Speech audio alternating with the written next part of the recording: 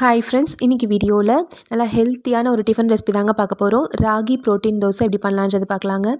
சாதாரணமாக நம்ம எப்பயுமே அடை தோசை செய்வோம் அல்லது ராகி தோசை செய்வோம். ரெண்டையும் கம்பைன் பண்ணி இந்த மாதிரி ஒரு தடவை ராகி ப்ரோட்டீன் தோசையாக செஞ்சு கொடுத்து பாருங்கள். ரொம்ப டேஸ்ட்டாக இருக்கும், ரொம்ப ஹெல்த்தியும் கூட.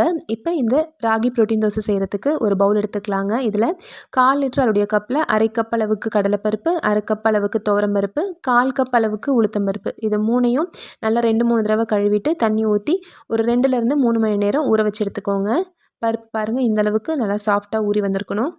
இப்போ ஊற வச்ச பருப்பை ஒரு மிக்ஸி ஜாரில் போட்டுக்கலாம். இது கூட 4 காஞ்ச மிளகாய், 1 டீஸ்பூன் அளவுக்கு சீரகம், ஒரு 1½ ஸ்பூன் அளவுக்கு கல்லுப்பு, கொஞ்சமாக பெருங்காயத்தூள், இதெல்லாம் சேர்த்து அரைச்சி எடுத்துக்கோங்க. இப்போ அரைச்ச இந்த மாவை ஒரு பவுலில் மாற்றிக்கலாம்.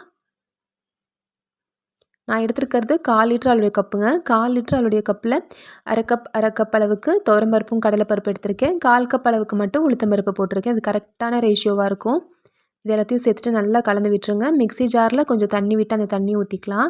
இப்போது அதே கப்பில் 1 கப் அளவுக்கு கேழ்வரகு மாவு, ராகி மாவு சேர்த்து இதை நல்லா கலந்து விட்டுக்கோங்க. கட்டி எதுவும் இல்லாத மாதிரி மிக்ஸ் பண்ணி விட்டுக்கோங்க. இந்த மாவுக்கு இந்த மாதிரி அரைச்சி மிக்ஸ் பண்ணி உடனேவே ஊற்றிக்கலாங்க. இதை புளிக்க வைக்கணுன்ற அவசியம் இல்லை. நல்லா சூப்பராக வரும். சாஃப்டாக வேணுன்றவங்களுக்கு கொஞ்சம் தடிமனாக ஊற்றிக்கலாம். கிறிஸ்பியாக வேணுன்றவங்களுக்கு நல்லா மெலிசாவே ஊற்ற வரும். ரொம்ப சிம்பிளாக இருக்கும். இந்த மாதிரி தோசை மாவு ரெடி பண்ணிடலாங்க. இப்போ தோசை மாவு கன்சிஸ்டன்சி பாருங்கள், கரெக்டாக இருக்குது. ரொம்ப திக்காகவும் இருக்கக்கூடாது, ரொம்ப தண்ணியாகவும் இருக்கக்கூடாது. இந்த பதத்துக்கு ரெடி பண்ணி எடுத்துக்கோங்க. இப்போ நம்ம தோசை ஊற்றிடலாம்.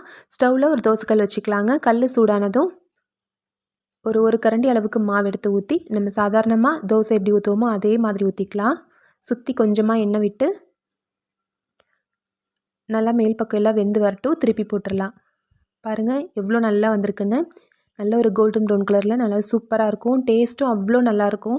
குழந்தைங்களுக்குலாம் ராகி தோசை கொடுத்தா விரும்பியே சாப்பிட மாட்டாங்க. ஆனால் இந்த மாதிரி செஞ்சு கொடுத்து பாருங்கள், நல்லா விரும்பி சாப்பிடுவாங்க. அந்தளவுக்கு நல்லா டேஸ்ட்டாக ஹெல்த்தியாகவும் இருக்கும். இதே மாதிரி இப்போ நம்ம தோசை ஊற்றிக்கலாம். நம்ம எடுத்துருக்க அளவுக்கு ஒரு 15லேருந்து 17 தோசை கிட்ட வருங்க.